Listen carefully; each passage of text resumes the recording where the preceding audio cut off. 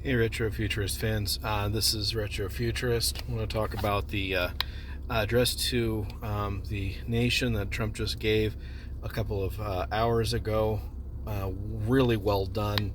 The problem that Trump has had in the last couple of months has been a focus primarily on the foreign policy and not a lot on the domestic issues. And that kind of got taken over um, by in-party pettiness, the Candaces and the Chuckers and all of them trying to take hold of the movement while Trump was busy trying to like negotiate foreign policy.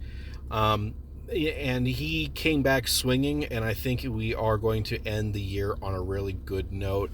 The main thing that was done that I'm very impressed with, I'm very, very excited for, is that he created the Warriors dividend. Now that's going to be like a small, well, it's not small at all. It's like a almost $2,000 given to servicemen and women of the military as a thank you, basically for coming back and defending the country and making it stronger.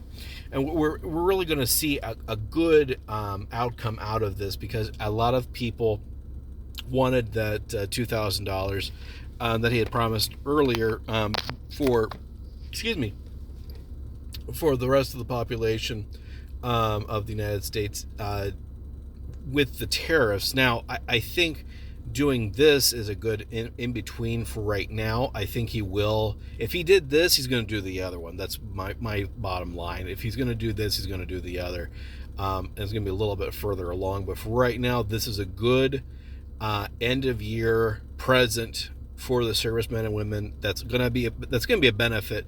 If you are an American, you probably have a family member or a friend that is going to be blessed by this gift from the Trump administration to these servicemen and women who put their lives on the line. And it's going to be a blessing. It's going to be a real blessing. It's going to be a good stimulus, and it's going to show a real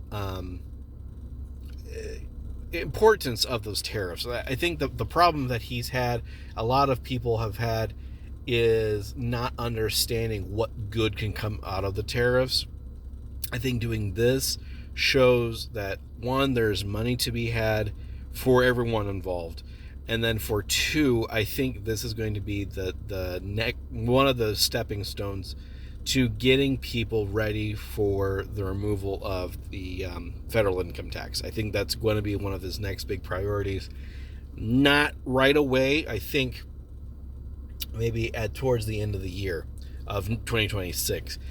What his main focus was for this conversation he had with the U.S.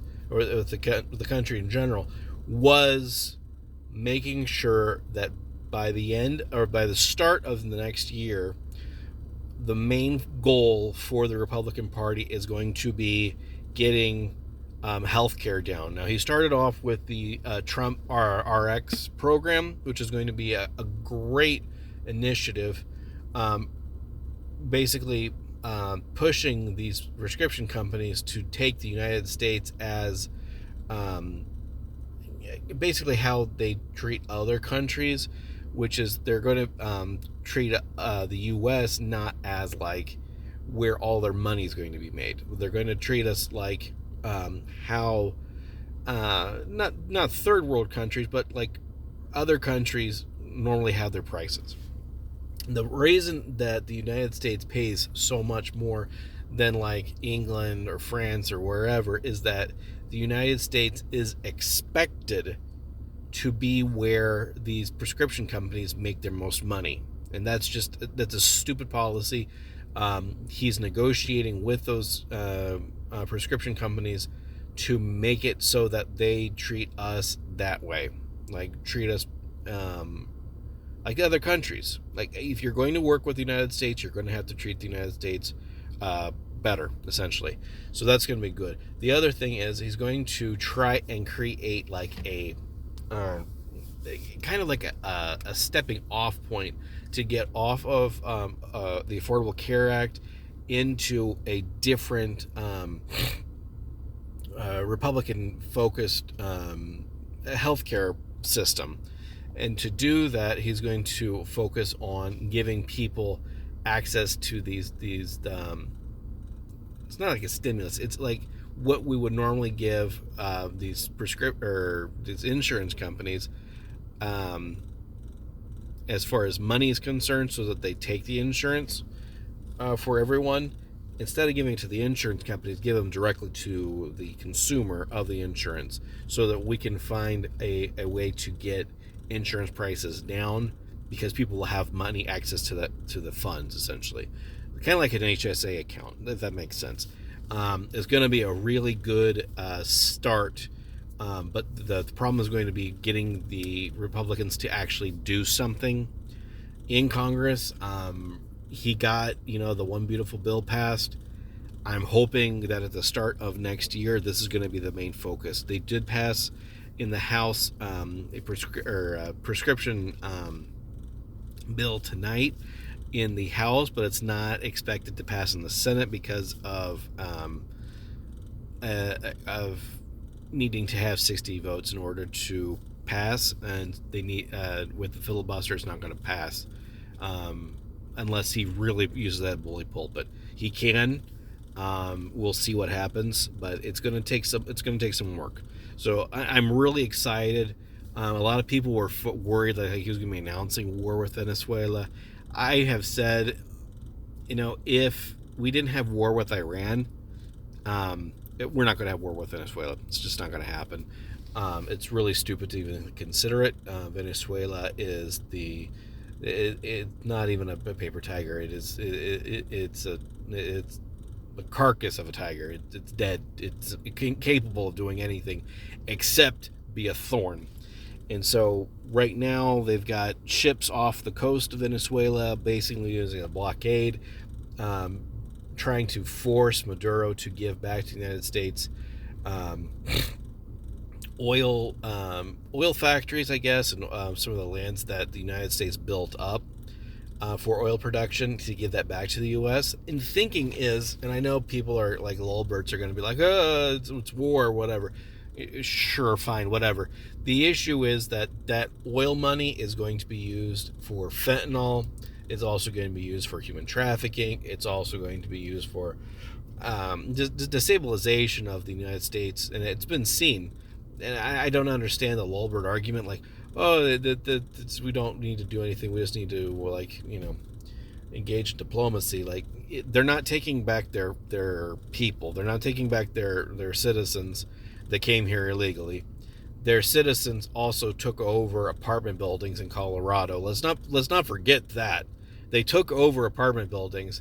That is like, I don't even know how to. That is the definition of war. You took land. You took American land, and you forced people to pay money to foreign governments. Essentially, these narco gangs are essentially gone with the blessing of Maduro. I mean, I don't understand how that's possible that you think that's okay. So I'm glad, one, that he's not going to put boots on the ground. I don't expect him to do that. And I think the main thing that he did was refocus everyone's attention on the benefits of what happened in the year. Like a end of the year, recap of what happened, all the good that has happened, and end it on this big gift. This big gift from the tariffs to our servicemen and women is going to be a blessing and a half for them. I hope he does before too long, maybe by tax season or before then.